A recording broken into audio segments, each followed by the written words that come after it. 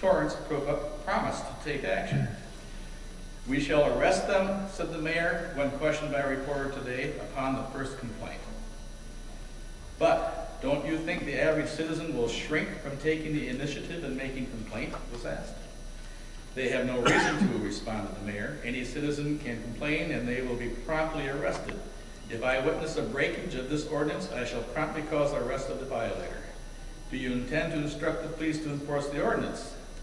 The police have standing orders to enforce this ordinance, but in most instances the speeding is done on the residence streets where there are no patrolmen, and we depend upon citizens to notify the authorities of a violation of the law. Anyone we catch driving an automobile to exceed 12 miles per hour will be arrested. Alderman Grover's criticism, which he later turned into a direct complaint to the mayor before the council last night, was against the machine specifically driven by Austin Cargill. But most of the vehicles were written, there's no question about it, because they're the only ones that afford these. How much was the Cadillac? $950. $950, and what was the regular income? I know you got it was roughly 3.5 years of wages. That's standard. Yeah. So that was the only car on our side. Yes, it was at that time. The rest of them on cash. They must have been all looking for this one. On the racing. So you can have a copy of this. Like this one. But I think L05 is a beautiful car. I'm very happy that we can have it here.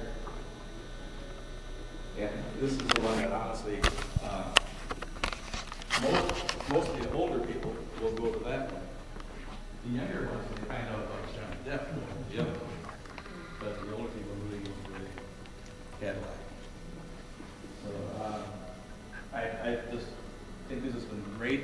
Kids that have seen these cars just kind of go gaga. Whoa, it cannot believe.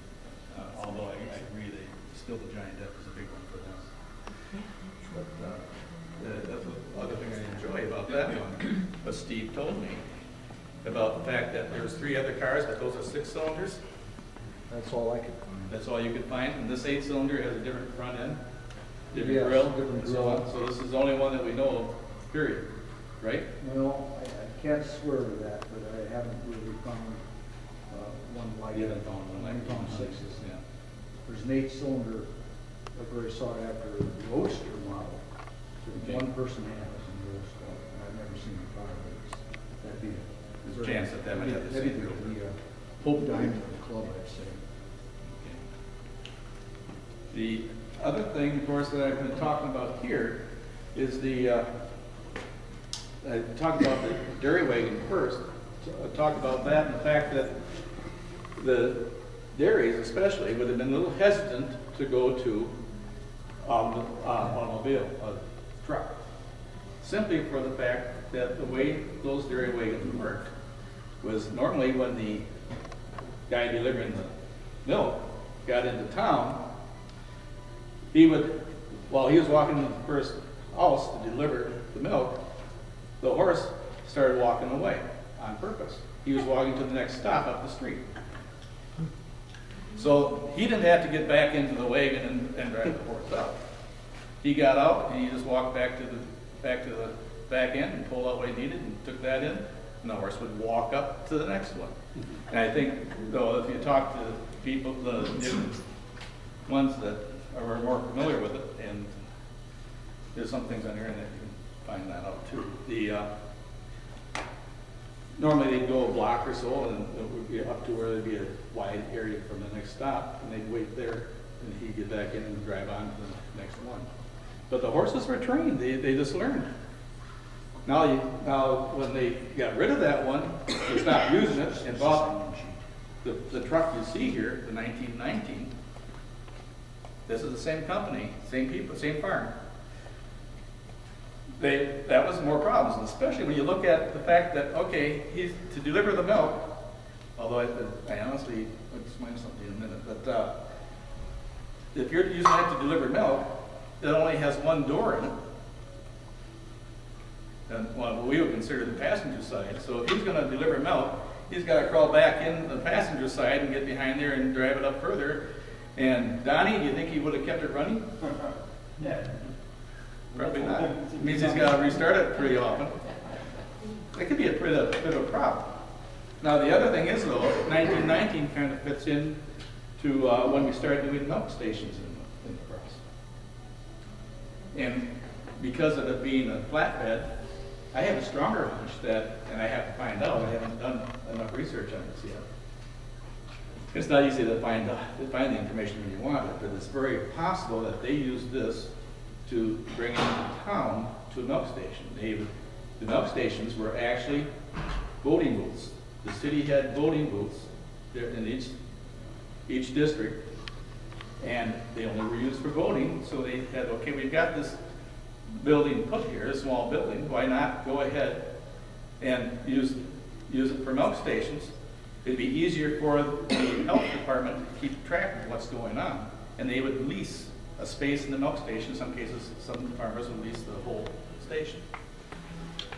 Do we still have 2 of those in town, by the way? Do you have any idea where they might be? The one that would be most obvious to you is at the corner of West Avenue and Pine Street. Look at that might be. No, it's a very small building. It's a brick building. It's like a water pump. You might think of it as a water pump house. I originally thought of it as a disposal unit, but no, it's on the northeast corner. It's still there. It's being used today for Forest Hill. What is it? Forest Park. You got the high rises. They're using it for their lawn and garden equipment. Right there in the corner. The other one is actually on Rose Street.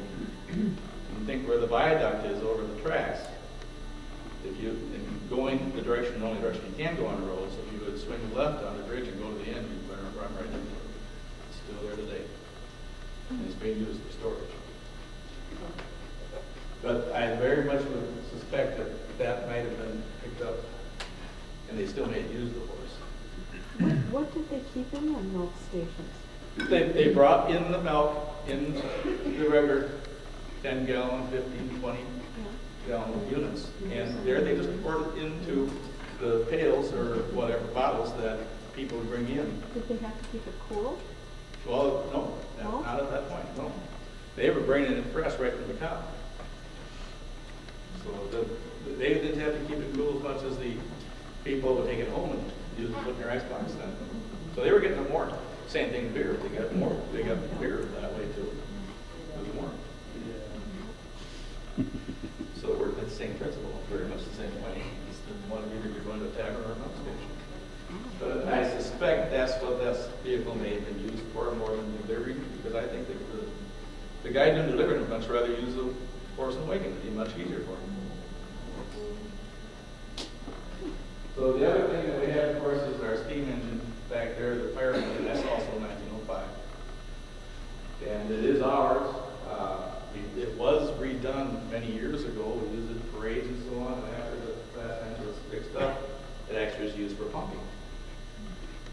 And then up until about 5 years ago, they had no steam, they had no pump, fire pump in their system that was stronger than that. Up until 5 years ago? Up to about 5 years ago. So it's that, I mean, the steam could really work well.